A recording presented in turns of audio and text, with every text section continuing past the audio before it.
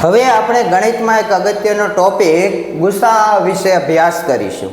ગુસા એટલે ગુરુત્તમ સામાન્ય અવયવ। સૌપ્રથમ આપણે સમજીએ અવયવ। ધારો કે 10ના અવયવ લખવા છે તો નાનામાં નાનો અવયવ 1 થશે અને મોટામાં મોટો અવયવ તે સંખ્યા પોતે થાય। અને બીજા આપણે હવે ઘડિયા વિચારવાના છે કે કઈ બે સંખ્યાનો ગુણાકાર કરવાથી 10 આવે। 2 × 5 10 થાય। તો આવી રીતે આપણને 10ના અવયવ મળશે 1 2 5 10। નાનામાં નાનો અવયવ પૂછે તો 1, મોટામાં મોટો અવયવ પૂછે તો તે સંખ્યા પોતે। તો અહીં આપણે ગુસા મેળવવાનું છે ગુરુત્તમ સામાન્ય અવયવ। ગુસા એટલે ગુરુત્તમ સામાન્ય અવયવ। હવે આપણે 20, 28 અને 36 નો ગુસા મેળવીએ। જ્યારે પણ ગુસા મેળવવાનો આવે ત્યારે અવિભાજ્ય અવયવીકરણ આપણે કરીશું। ત્યારબાદ બધી સંખ્યાના અવયવી અવિભાજ્યમાં કોઈ પણ સંખ્યા કોમન હશે તે આપણે લખીશું અને તેનો ગુણાકાર કરીશું એટલે આપણને ગુસા મળશે। જ્યારે લસાઅમાં શું હતું, બધા એક સાથે આવે અને ગુસાઅમાં બધા અલગ અલગ આવે, એવી રીતે આપણે યાદ રાખવાનું છે।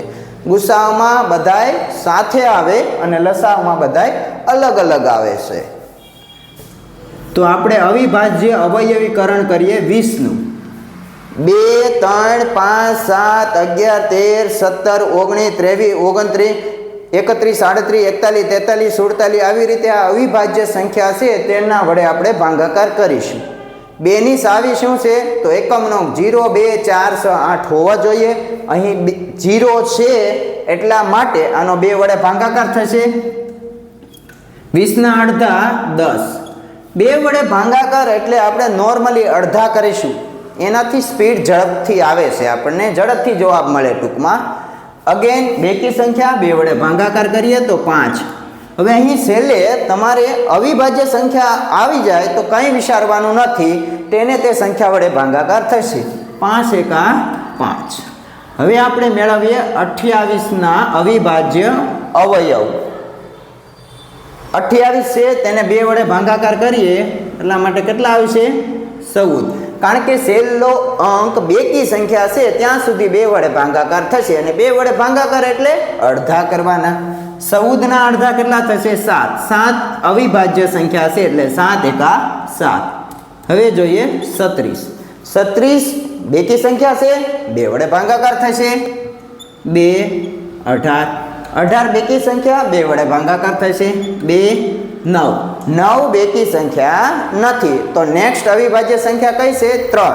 તો 3ના ઘડિયામાં 9 આવે, હા, તો 3 તેરી 9 અને છેલ્લે 3 × 3। તો અહીંયા આપણે 20 ને આવી રીતે લખી શકીએ 2 × 2 × 5। એવી જ રીતે 28 ને 2 × 2 × 7 અને 36 એટલે કે 2 × 2 × 3 × 3। તો અહીં આપણે ગુસા મેળવીએ છીએ તો ત્રણેયમાં જે કોમન હોય તે જોવાનું છે। 2 2 2 2 2 અને 2 અને હવે કોઈ કોમન નથી તો 2 × 2 કેટલા થશે અહીંયા 4। તો આનો ગુસા કેટલો મળે છે 4। ગુસા હંમેશા આપેલી સંખ્યામાંથી કોઈ પણ સંખ્યા જેટલો અથવા તો તેનાથી નાનો હોય છે અને લસા આપેલી સંખ્યામાંથી મહત્તમ સંખ્યા જેટલો અથવા તો એનાથી મોટો હોય છે। ગુસા કેવો હોય, આપેલી સંખ્યામાં નાનામાં નાની સંખ્યા જેટલો અથવા તેનાથી નાનો અને લસા આપેલી સંખ્યામાંથી મોટામાં મોટી સંખ્યા જેટલો અથવા તો તેના અવયવી જેટલો। ગુસા એટલે નાનામાં નાની સંખ્યા લ્યો અથવા તો એના અવયવ જેટલો ને લસા મોટામાં મોટી સંખ્યા લ્યો અથવા એના અવયવી જેટલો। અહીંયા આપણે ચેક કરીએ નાનામાં નાની સંખ્યા કઈ છે 20। 20ના આપણને અવયવ ખબર છે તો 20ના અવયવમાંથી જ ગુસા આવશે તો 4। 4 × 5 = 20 એટલે કે 20ના અવયવ થયા। તો આવી રીતે આપણે થોટ પ્રોસેસ દ્વારા કોન્સેપ્ટ દ્વારા પણ સમજી શકીએ છીએ કે કઈ રીતે જવાબ આવશે।